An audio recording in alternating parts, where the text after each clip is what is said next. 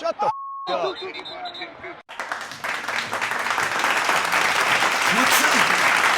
morning. Happy freaking Thursday, Raider Nation. I'm the Commish. This is another edition of your Raider Reaction Morning Show, and we got a freaking juicy one for you today. So make sure we stay all the way to the end, man. Make sure you stay all the way to the end. Let's get this thing rolling. DC4 has vaulted himself into the conversation with his little Zoom meeting the other day, conference call, whatever that shit is. He feels the disrespect. So by coming out and saying that, now he's vaulted himself into the conversation. Now everybody's talking about whether or not he's a franchise quarterback again, whether he should be worrying about his job. All of his stats are getting thrown around now. And I've noticed a lot lately in the past day or two that the defense has been one of the cards that everybody wants to throw out there. All of the failures of DC4, oh, he doesn't have a defense to support him on the other side of the ball. Well, you can't blame the defense for failures of the offense without blaming the offensive failures for failures on the defense. Do you not understand how football works? Do you not understand when a defense goes out and makes a stop, and then the offense gets back on the field and goes 3 and out and puts their gassed, fucking worn out defense back on the field, and they give up a touchdown, and then the fucking uneducated guy's like, defense fucking terrible. They just stopped them.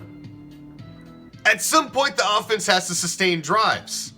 So when you've got an offense that's scoring less than freaking 20 points a game on average, never plays with the lead, never sustains a lead, never steps on a team's throat, we're always playing from behind. That's why DC4 has all these comebacks, because we're always playing from behind because we don't score enough points to sustain a lead. When you don't score more than 20 points a fucking game in the NFL, that's got nothing to do with your defense, ladies and gentlemen. Okay? My God. Do we have to explain that all the fucking time? Thank you, Derek, for coming out and getting all of this in the groups and on the pages again. Here we were on this smooth course for training camp. Everybody's backing you. Now you had to come out and say that. So now we got shit like this again. We've got to get to Las Vegas and those Raiders, because Derek Carr, coming off a fantastic 2019, is not feeling the love. Told the media yesterday in a Zoom call he is tired of being disrespected. So for more on DC's feelings, let's bring in our own Mike Garofolo. Mike, good day to you. And Derek Carr, he said he's tired of being disrespected. What gives with that? Steve, just to be clear, this is not toward the Raiders organization from Derek Carr. This is that outside noise that he's been hearing. A lot of people talking about him taking the checkdowns instead of forcing the ball down the field, not being a dynamic passer. But frankly, they haven't surrounded him with the talent to do that. Now, they have now. You've got Henry Ruggs there, and you've got maybe the best set of weapons that Carr has had right now entering the 2020 season than he's ever had. So now is going to be the time for him to put it up. But if you're in Derek Carr's shoes, you were hearing people on the outside saying he's never going to make it to Vegas. They are going to get another quarterback by then. You're looking at the Raiders then if you're Derek Carr, and they've got 5 first-round picks in 2 years because of that Khalil Mack trade, and yet they don't draft a quarterback. In fact, John Gruden, since he's been there, the Raiders haven't drafted a quarterback at all. So they have shown the confidence in Carr and actually told him behind the scenes, ignore that outside noise. You're going to be our guy. And Carr probably sitting there saying, am I being lied to? No, he wasn't. So the Raiders have stood by Derek Carr. But now's the time for him, at a time where the expectations are rising for the team, to deliver on that faith as he gets toward the back end of that contract. Remember, he once was the highest paid player in the NFL, now set to make $19 million, which is a veritable bargain by NFL starting quarterback standards now. So big year for Derek Carr to tell those haters to go away.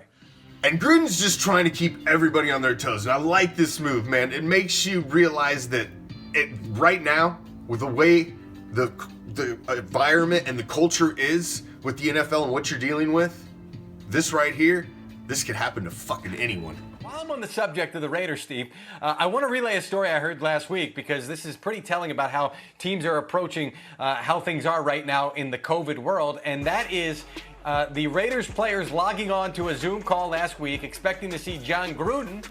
Instead, they saw Rich Bisaccia, the special teams coach and the assistant head coach.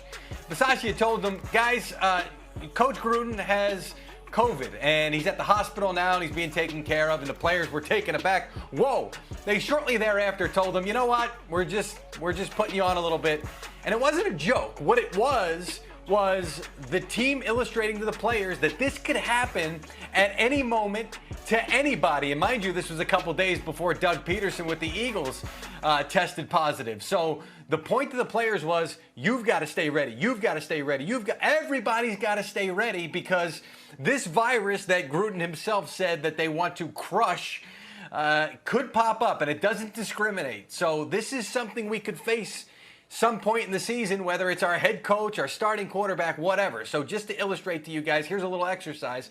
And the players really took it to heart from what I'm told. And now going forward, know that everybody's got to be on the ready because of the world that we are living in right now. And they have addressed the linebackers this year, and it is a beautiful thing. This could be a big turning point in this defense. Gunther's scheme really relies on a strong core of linebackers, especially Littleton being the man. This could be a beautiful thing in 2020.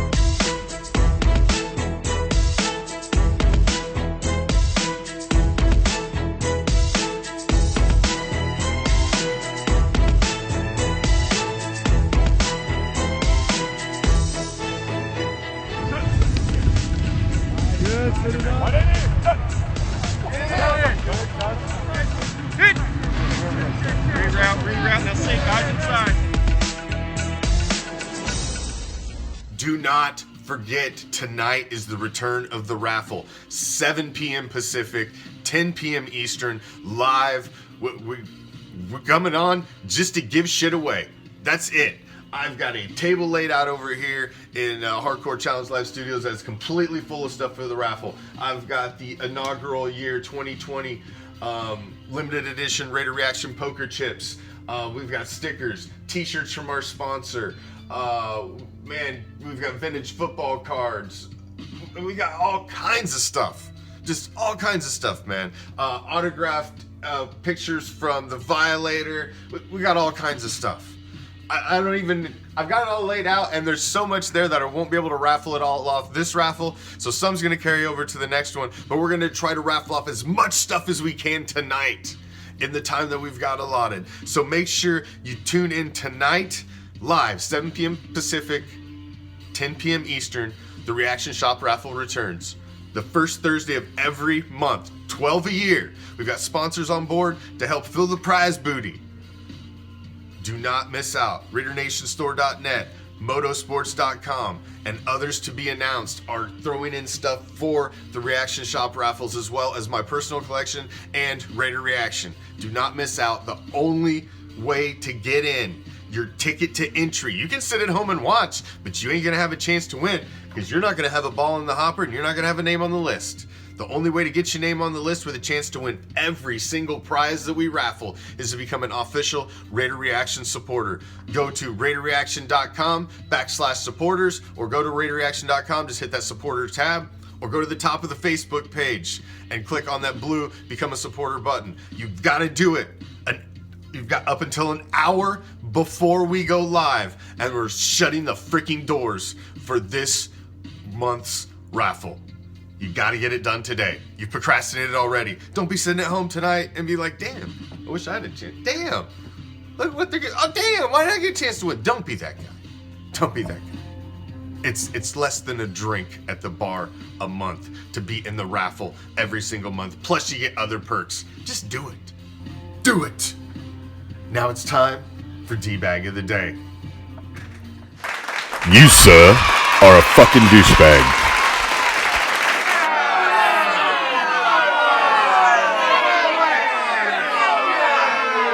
Like like I said at the beginning of the show, DC4's comments about him feeling disrespected just opened the door for all of these types of conversations again. So this is what you get, man. You get Max Kellerman running his fucking mouth now and giving his full opinion on what he feels and of what Derek Carr is as a quarterback. Even though football is the most meritocratic of all the sports because guys don't have guaranteed contracts and you have to evaluate it game to game, name brand matters at quarterback. Like when you have that veneer of like a franchise quarterback, if you're tagged that way, so to speak, in people's minds, you're perceived one way. If you get traded or you leave, you're available once or twice, you're perceived differently. You're perceived more as a journeyman than a franchise quarterback. So I mentioned the group of Dak and Jared Goff, and you could still put Carson Wentz because he hasn't been consistently great in his career.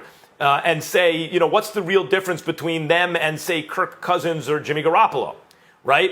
Who got upper middle class deals. They didn't kind of reset the market. Or even, I know Teddy Bridgewater doesn't throw it as much, but look at his quarterback win-loss record. And he seems to win a whole lot, right? Why are guys perceived differently? I think it's largely perception. Derek Carr at one point was seen as among the best young quarterbacks in the game, and he was playing like that once upon a time. When Andrew Luck was the next big thing. And he hasn't been able to sustain that, consistently, that high level of play. But he's shown enough of it that he's usually better, or has been so far better than the options to replace him. So Derek Carr is a starting quarterback in the NFL. But that's something different than being a franchise quarterback. A guy who, that's the quarterback, we're going to leave him alone, we're not going to ask any questions about it. He has correctly identified the way he's perceived I think, around the NFL, which is he's a starter. Is he a franchise quarterback? That remains a question. So when he says he has something to prove, I agree with him. Can he not? We've seen him hit high levels. Can he hit a high enough level to be considered a franchise guy and then sustain it? It's time for Prime.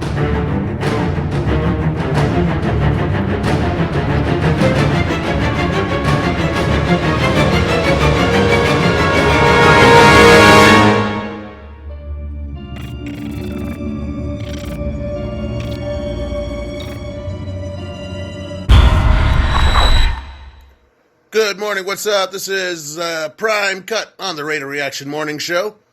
Thanks for tuning in.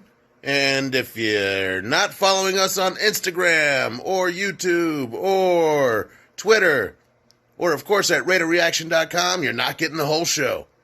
And trust me, as this season gets going, it's going to get good. Anyway, I do have to talk about some college football. Yeah, I know I don't usually talk about college football. It's not my thing, I mean, it's like, a college football team, the offense usually has about 2 or 3 guys that can actually play and about 8 guys with heart. And I'm sorry, I'll take talent over heart every time, and people get mad at me for that one, too. Yeah, give me the talent. I mean, I appreciate the guy that tries real hard. But nah, man, you got to come with that talent. Talent wins. I guess trying hard just keeps you in the game. So, anyhow, I don't watch a lot of college football, but the Big Ten has released their schedule for the upcoming season, right? So, I find it kind of humorous, man, that these college football players are being forced to play right now, and they don't make money. The Pac-10 is looking at giving their players some money, but I think the Big Ten is going to follow suit here in the near future, especially since, there are some independent schools that have already backed out of the entire season completely, such as University of Connecticut, UConn, the Huskies. The Huskies won't be playing football this year. Well, they're a basketball school anyway, but apparently I heard they lost about $13 million playing football last year, so who knows? Who knows? But here we have the Big Ten. They come out with a 10-game season, all within the league there, right? So, why aren't these dudes getting paid? It's all about money anyway. That's the only reason they're playing these football games, these college football games, is for the money. They got TV money. They may not get those fans in the seats, but the TV money alone makes it worth it, man. Brings in millions for these schools. Millions for these schools. That's the only reason they're doing it. So, the millions that are being brought into these schools by these guys playing these games, these football games, is not good enough. I mean, they're not good enough to get a piece of that pie? That's wrong. That's wrong. That's right. When the sole reason behind you playing football is the money, then I think everybody gets a piece of that pie, including the players. Including the players. The college guys need to get paid. There's a fly. Anyway, so that's my prime cut. If you got anything to say about that, get at me. Prime out. And now, to send you out on your Thursday, your Raider quote of the day. I've often said, if I had one drive to win a game, to this day, and I had to pick a quarterback, I would pick Kenny. Snake was a lot cooler than I was. He was the perfect quarterback and a perfect Raider. When you think about the Raiders, you think about Ken Stabler. Words of the coach, John Madden, about the immortal Snake, the epitome of a Raider. Remember, the raffle is tonight. Become a supporter so you can get in. If you're a supporter, you have a chance to win every fucking thing we're raffling. Every item. All supporters are in the hopper for every fucking item. Don't miss out. Follow us on Instagram, Twitter, subscribe to our YouTube channel. And until tonight, when I'm giving shit away, I'll see you. I'm out. Peace, love, Raider Nation.